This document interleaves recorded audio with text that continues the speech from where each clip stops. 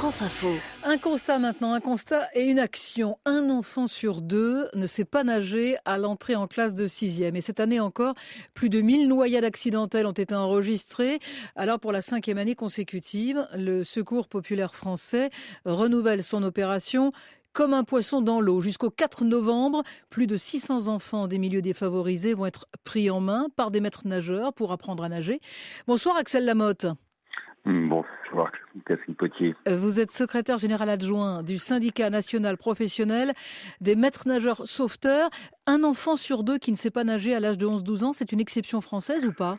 Alors, c'est vrai qu'en France, on a des chiffres assez catastrophiques pour le savoir nager. Il y a différentes raisons. Alors, je ne pourrais pas comparer avec d'autres pays. Il y a des pays qui se classent certainement mieux que nous et d'autres moins bien, parce qu'ils sont moins dotés en piscine. Mais la France est bien dotée en établissement de bain pour apprendre à nager. Ensuite, il y a un problème de volonté politique. Vous savez, je peux vous expliquer peut-être rapidement la théorie du ruissellement.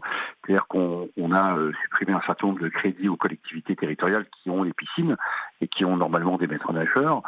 Mais comme les taux se resserrent financièrement, ils réfléchissent à faire d'autres activités qui sont lucratives, comme l'aquabike, l'aquagym, etc. Et forcément au détriment de l'apprentissage pour les enfants. Et pourtant, c'est une priorité nationale, apprendre à nager. Tout à fait, c'est une priorité. Néanmoins, il faut des maîtres nageurs. Il en manque aujourd'hui 5000 en France. Ça fait des années que ça dure. Ça fait des années que notre organisation syndicale professionnelle réclame un plan d'urgence de formation maître nageur sauveteur pour enclencher ce que M. Édouard Philippe a demandé également, un plan d'urgence d'apprentissage de la natation. Et je pense que nous sommes sur la même longueur d'onde. J'espère que ça prendra corps et que ce ne sera pas simplement un effet d'annonce. Mais pourquoi il manque autant de maîtres nageurs en France ? Pour différentes raisons, il y a eu des réformes successives. Avant, le diplôme de maître nageur coûtait 50 francs. On mettait un timbre fiscal sur une demande d'examen.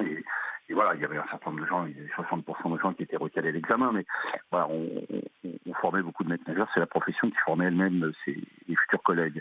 Ensuite, il y a eu un brevet d'État plus compliqué, plus coûteux. Et aujourd'hui, ce sont des organismes privés qui forment avec des coûts relativement élevés, de plusieurs milliers d'euros, 5, 6, 7, 8 000 euros pour devenir maître nageur sur une formation sur un an. Donc vous comprenez bien que c'est trop onéreux pour beaucoup de familles. Est-ce que les enfants défavorisés sont plus pénalisés que les autres dans l'apprentissage ? Bien évidemment, on a eu cette noyade à Chalon-sur-Saône qui a mis en lumière carence des pouvoirs publics pour l'apprentissage de la natation des plus pauvres. 3 enfants d'une même fratrie qui se sont noyés, 10, 11 et 13 ans, à quelques mètres du bord dans un lac à Chalon-sur-Saône. Donc c'est clair que les enfants de milieux favorisés à cet âge-là savent tous nager et 4 mètres du bord, ils ne sont pas en danger. Est-ce qu'une initiative comme celle du Secours populaire, c'est une bonne chose justement en ce sens ? Toutes les initiatives des bénévoles sont les bienvenues. De notre côté, on organise en Seine-Saint-Denis, je nage donc je suis, on a appris à nager à plus de 2000 enfants de façon gratuite, bien évidemment, avec des distributions de diplômes, le sécunage que distribue notre organisation syndicale professionnelle. Mais il y a aussi un autre phénomène aujourd'hui dans les milieux autorisés. Le Conseil national de l'évaluation des normes nous indique qu'il ne faut pas mettre de maître nageur dans les piscines, il suffit de simples surveillants. Alors plus personne ne va apprendre à nager. Imaginez un petit peu, ce sont des gens qui réfléchissent de façon strictement économique. La théorie du ruissellement, c'est tout à fait ça, mais c'est catastrophique. Plus d'argent dans les collectivités, on n'apprend plus à nager, les gens se noient.